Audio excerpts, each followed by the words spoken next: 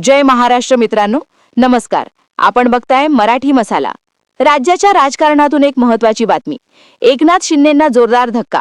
सभेतून अक्षरशः लोक पळाली. सत्तेत असून सुद्धा जनता त्यांना ऐकायला तयार नाही. भाजपसोबत त्यांनी अनेक ठिकाणी युती केली आणि अनेक ठिकाणी वेगळा संसार मांडलेला आहे. राज्यात जिल्हा परिषद पंचायत समितीच्या निवडणुकांच्या सभा होत आहेत.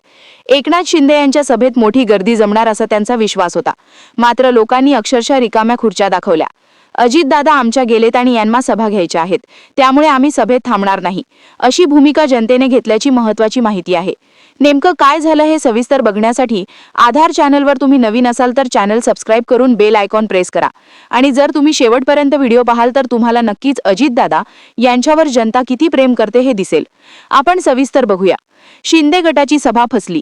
एकनाथ शिंदे यांनी पंचायत समिती, जिल्हा परिषदसाठी ज्या काही सभांचा जो काही दरबार आयोजित केला होता त्यांना जनतेने उत्तर दिलेलं आहे. आमचे लाडके अजितदादा गेले आणि तुम्ही राजकारण करताय, सभा घेताय, असं लोकांनी सुनावल्याची सर्वप्रथम माहिती आलेली आहे. शिंदे गटाची सभा कशी फसली आहे आणि रिकाम्या खुर्च्यांची वेळी आपण बघणार आहोत. जनतेचा रोष कसा एकनाथ शिंदे आणि भाजपाला सामोरं जावं लागत आहे. निवडणुकीच्या तोंडावर त्यांनी मोठा राजकीय संदेश दिलेला आहे. सोलापूर जिल्ह्यामध्ये आज एकनाथ शिंदे यांच्या अनेक ठिकाणी सभा होत असताना सोलापूर जिल्ह्यातील वळसंग येथे झालेल्या शिंदे गटाच्या जाहीर सभेने राजकीय वर्तुळात मोठी खळबळ उडवून दिलेली आहे. सभास्थळी नेत्यांची भाषणं सुरू असताना संपूर्ण मैदानात रिकाम्या खुर्च्या दिसत होत्या, तर काही वेळातच उपस्थित असलेले नागरिक सुद्धा सभास्थळ सोडून घरी परतताना दिसत होते. एकनाथ शिंदे जसं सभेला उभे राहिले आणि सभेला संबोधित करायला लागले, त्यावेळी लोकांनी, जे काही अर्धे लोक खुर्च्यांवर बसले होते, त्यांनी सुद्धा अक्षरशः पळ काढायला सुरुवात केलेली दिसत आहे आणि काही वेळातच ते मैदान रिकामं झालेलं आहे. ही सभा जिल्हा परिषद पंचायत समिती निवडणुकांच्या पार्श्वभूमीवर आयोजित केली होती. त्या अगोदर बार्शीमध्ये सुद्धा सभा झाली होती. मात्र अपेक्षित जनसमर्थन न मिळाल्याने ही सभा शिंदे गटासाठी पूर्णतः अपयशी ठरलेली दिसत आहे, असा स्पष्ट संदेश वळसंगने दिलेला आहे. सभा सुरू आणि लोकांची माघार सुरू आहे. दुपारी ठरलेल्या वेळेला सभा सुरू झाली. मात्र स्थानिक पदाधिकारी, कार्यकर्ते आणि आमंत्रित लोक होती. मात्र काही वेळाने सभा सुरू होताच पहिली काही भाषणं झाली.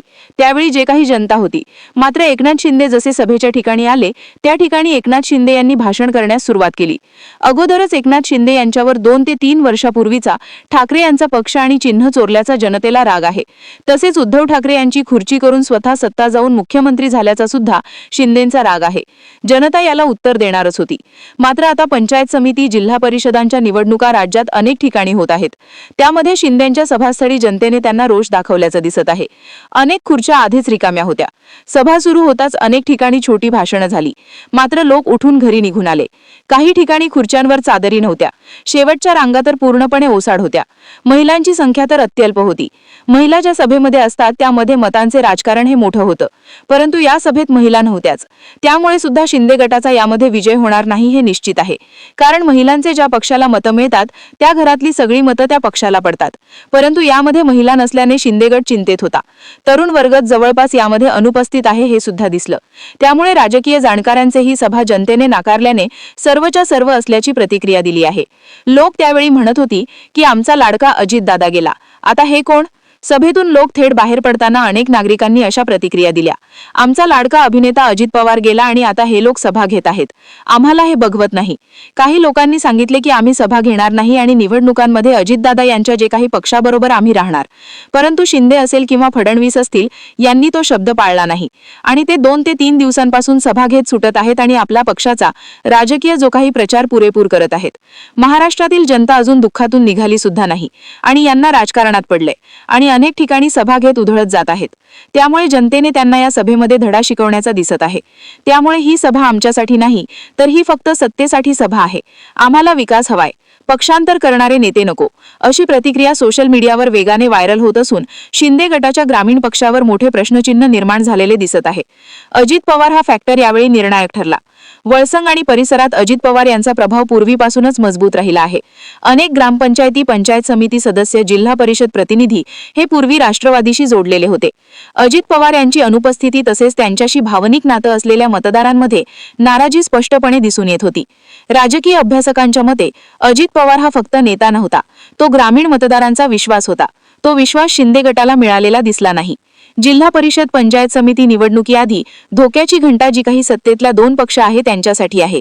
ही सभा केवळ एक अपयशी कार्यक्रम नाही, तर ती येणाऱ्या जिल्हा परिषद आणि पंचायत समिती निवडणुकांचा ट्रेलर असल्याचं मानलं जात आहे. जनतेने आज कोणाचा विजय होणार आणि कोणाचा पराजय होणार या सभावरूनच दाखवून दिल्याचे दिसत आहे. यामध्ये कार्यकर्त्यांचा सुद्धा उत्साह कमी जाणवला.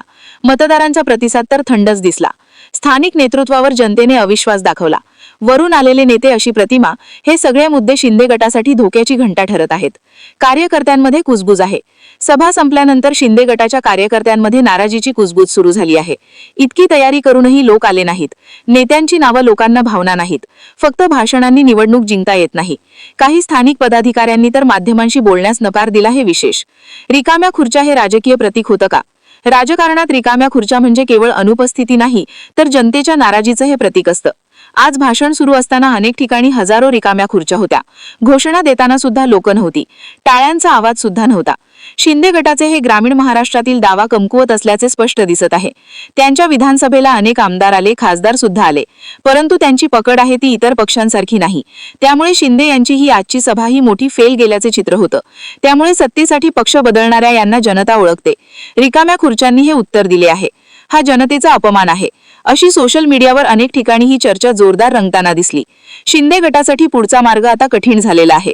ही केवळ सत्तेसाठी जनता येत नाही, तर केवळ भाषणांनी मतं मिळत नाहीत आणि जनता तुमच्या सभेला येत नाही, म्हणजेच तुम्हाला मतं सुद्धा देत नाही असा स्पष्ट संदेश दिलेला आहे. त्यामुळे स्थानिक प्रश्न दुर्लक्षित करता येणार नाही. त्यामुळेच ते दोन्ही सत्ताधाऱ्यांनी शेतकऱ्यांसाठी जे काही महत्त्वाचे करायचे आहे ते सोडून तुम्ही राजकारणात मशगूल झाले आहात, असेही तेथील शेतकऱ्यांनी सांगितलं. त्यामुळे जसं शिंदे यांचं भाषण सुरू झालं त्यावेळी जनतेने रिकाम्या खुर्च्या दाखवल्या. त्यामुळेच आता येणाऱ्या काळात एकनाथ शिंदे आणि भाजपाचा कसा पराभव होऊन महाविकास आघाडीचे अनेक पंचायत समितीतील सदस्य आणि जिल्हा परिषद सदस्य निवडून जातील यात काही शंका नाही. मित्रांनो, तुम्हाला काय वाटतं? शिंदे यांच्या सभेतील या रिकाम्या खुर्च्या म्हणजे ते सध्या फ्लॉप आहेत का? तुम्हाला काय वाटतं? तुम्ही सुद्धा तुमच्या प्रतिक्रिया कमेंट बॉक्समध्ये जरूर कळवा. धन्यवाद. जय हिंद.